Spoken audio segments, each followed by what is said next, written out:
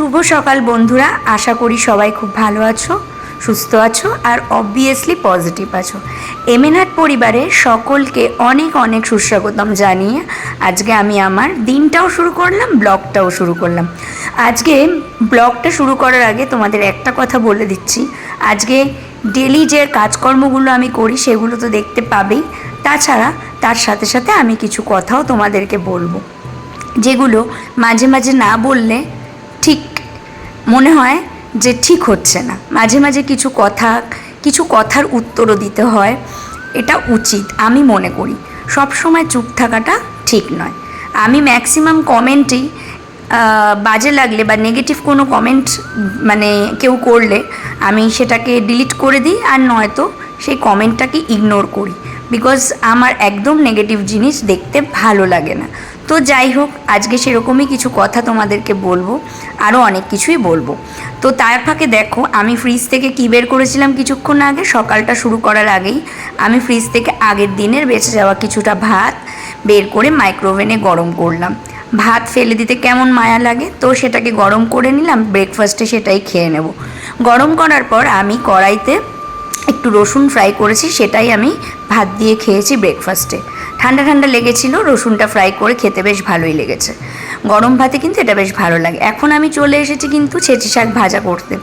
তো বেগুনটাকে ফার্স্টে ভেজে তো তুলেই নিলাম, তোমরা দেখতেই পেয়েছো। একটু রসুন, একটু পেঁয়াজ দিয়ে কালো জিরে ফোড়ন দিয়ে ভাজা ভাজা করে আমি শাকটা দিয়ে দেবো, তারপরে বেগুনটা দিয়ে দেবো।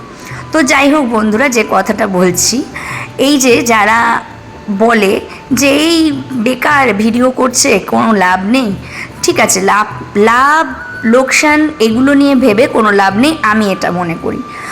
তোমার যেটা করে মন ভালো থাকবে, তোমার যেটাতে মনে হবে যে না তোমার মধ্যে পজিটিভ কিছু এনার্জি পাচ্ছ, তো আমি মনে করি সেটা করা ভালো।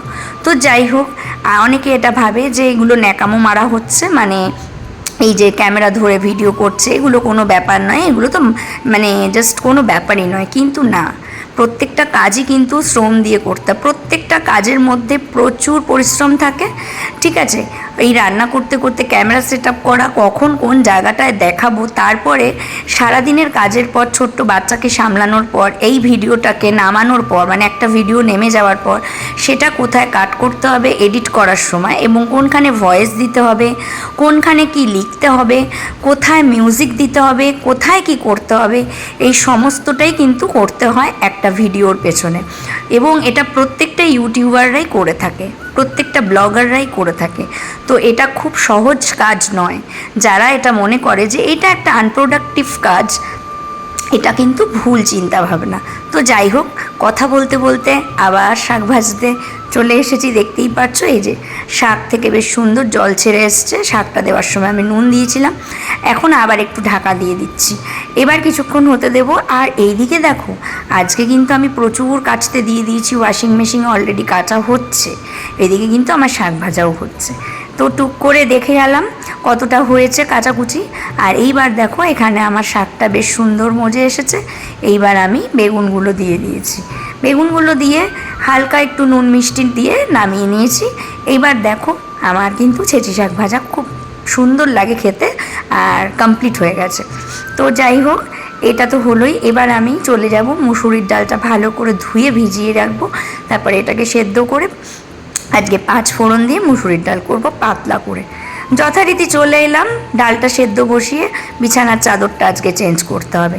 হ্যাঁ, তোমরা বলতেই পারো যে কাচাকুচি করার পর আবার চাদর তুলছি, একবারে অত কিছু ধরতো না। আজকে প্রচুর ওয়াশিং মেশিনে কাচতে দিয়েছি, তো এই চাদরটা আবার পরে দিলেও হবে। তো যাই হোক, চাদরটা যথারীতি চেঞ্জ করে বিছানা টান তো আমি করেই নিই, এমনিতেও রোজই আমি বিছানা টান করেই ভালো করে ঝেড়ে নিই। তো যাই হোক, এটা আমার ভালো লাগে। আর এই যে বিছানা আমি ভালো করে পরিষ্কার করে নিতে নিতে আবার একটা কথা বলি, এটা একটু তোমাদের জানা দরকার, শোনা দরকার। কিছু মানুষ আছে খুব নেগেটিভ কমেন্ট করে, যারা তোমরা আমার প্রতিদিন ভিডিও দেখো তারা অন্তত বুঝবে, বা যারা আমার সাবস্ক্রাইবার আছো, আমার লাইফে একটা ঘটে যাওয়া অ্যাক্সিডেন্টের ঘটনা তোমরা অবশ্যই জানো। যে কিছুদিন আগে আমি আমার হাজব্যান্ডকে হারিয়েছি, মানে আমার হাজব্যান্ড না ফেরার দেশে চলে গেছে। তো যাই হোক, সেইটা এখনও 1 বছর হতে পারেনি। এখন এই 31 মে আসলে জাস্ট 1 বছর হবে, আর কিছুদিন বাকি। তো সেই মে মাসই চলছে, আমার মন মেজাজ খুব একটা ভালো থাকে না, তবুও আমি তোমাদের সাথে ভিডিও করে নিজের মনটাকে ডাইভার্ট করে রাখার চেষ্টা করি তোমাদের সামনে, তাই ভিডিওটা প্রেজেন্ট করি। যেভাবে হোক নিজেকে ভালো রাখার চেষ্টা করি, কারণ আমি ভালো থাকলে আমার মেয়েটা ভালো থাকবে।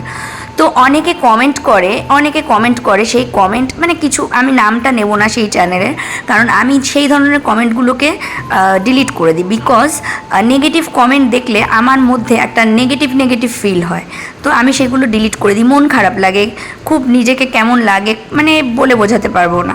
তো সেইগুলো আমার দেখতে ভালো লাগে না বলে আমি ডিলিট করে দিই, বা কখনো রেখে দিলেও সেগুলোকে আমি ইগনোর করি। ম্যাক্সিমাম টাইম আমি ডিলিট করে দিই, কারণ ওটা আমার চোখে পড়বে আর সারাদিন আমি ওটা নিয়ে ভাববো, সেটা ঠিক আমার ভালো লাগে না।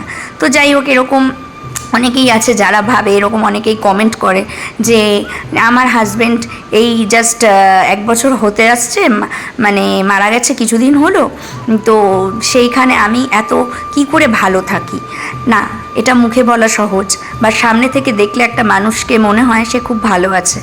যার সাথে ঘটে গেছে ঘটনাটা একমাত্র সেই জানে সে কতটা ভালো আছে আর কতটা ভেতর দিক থেকে খারাপ আছে। তো এইটা যার সাথে ঘটেছে সেই বুঝবে। যে কমেন্টগুলো যে করে বা যারা করে তারা এটা বুঝবে না, তাদের সাথে এই ঘটনাটা ঘটেনি তাই বুঝবে না। তাই তার যারা করে মানে 90% মানুষের মধ্যে যদি 20% মানুষ এই ধরনের কমেন্ট করে, আমি মনে করি তাদের সাথে এই ঘটনাটা ঘটেনি। আর ভগবানের কাছে প্রার্থনা করব কখনো যেন এরকম ঘটনা তাদের সাথে নাও ঘটে, আমার চরম শত্রুরও যেন এরকম ঘটনা না ঘটে। তো এই একটা কথা তোমাদের বলে দিলাম। যাই হোক, এদিকে দুপুরবেলার লাঞ্চ আমি রেডি করে ফেলেছি, দেখতেই পেলে। ওদিকে জামা কাপড়ও মেলে দিয়ে এসেছি। এই যে দুপুরবেলার লাঞ্চে আছে আজকে একটু পাতলা করে মুসুরির ডাল, তোমরা তো জানোই, আগেও বলে দিয়েছি। এই যে ছেঁচি শাক রান্না তো কমপ্লিট হয়ে গেছে, আর এখানে আলু আর পটল ভাজা। আমি আর আমার মেয়ে এটাই খাবো। আর এদিকে আছে হচ্ছে লেবু কেটে রেখেছি, এটা মেয়ের জন্য, লেবুটা রস করে দেওয়া হবে। এখানে আমার লেবু, আমার রস করে দেওয়ার দরকার নেই, আমি এমনি লেবু খেতে পারি, ঠিক আছে। আর ওখানে আম ছিল, 1 পিস আম আমার মেয়ে খেয়েছে, বাদ বাকিটা আছে সেটা আমি খাবো। চলে আসলাম সন্ধ্যাবেলায়। Good evening everyone. এখন আমি বানাবো চাউমিন, যেটা আমি, আমার মেয়ে আর আমার মা এসেছে, আমরা খাবো।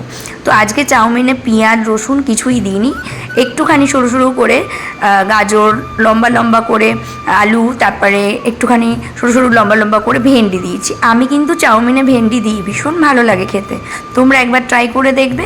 পেঁয়াজ ছাড়া চাউমিন করলাম, জাস্ট অসাধারণ খেতে হয়েছে। খুব কম তেলে রান্না করেছি, একটু ম্যাগি মশলা, একটু গোলমরিচের গুঁড়ো, একটু স্বাদ অনুযায়ী সল্ট অ্যান্ড সুগার অ্যাড করে নামিয়ে নিয়েছি।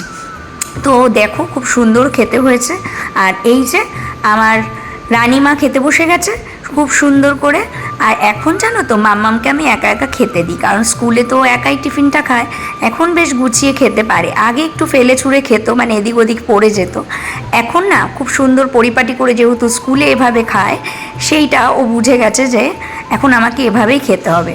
তো এই জন্য থ্যাঙ্কসটা স্কুলকে জানানো যে হ্যাঁ আমার মেয়ে স্কুলে গিয়ে কিছু শিখছে। তো যাই হোক, মেয়ের কিন্তু খাওয়া কমপ্লিট। চলে আসলাম রাতের ডিনারে। রাতের ডিনারে ছিল রুটি, আম আর চানা মশলা।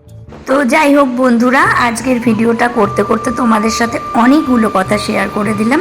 ভিডিওটা ভালো লাগলে চ্যানেলটা সাবস্ক্রাইব করো আর লাইক কমেন্ট করতে ভুলো না।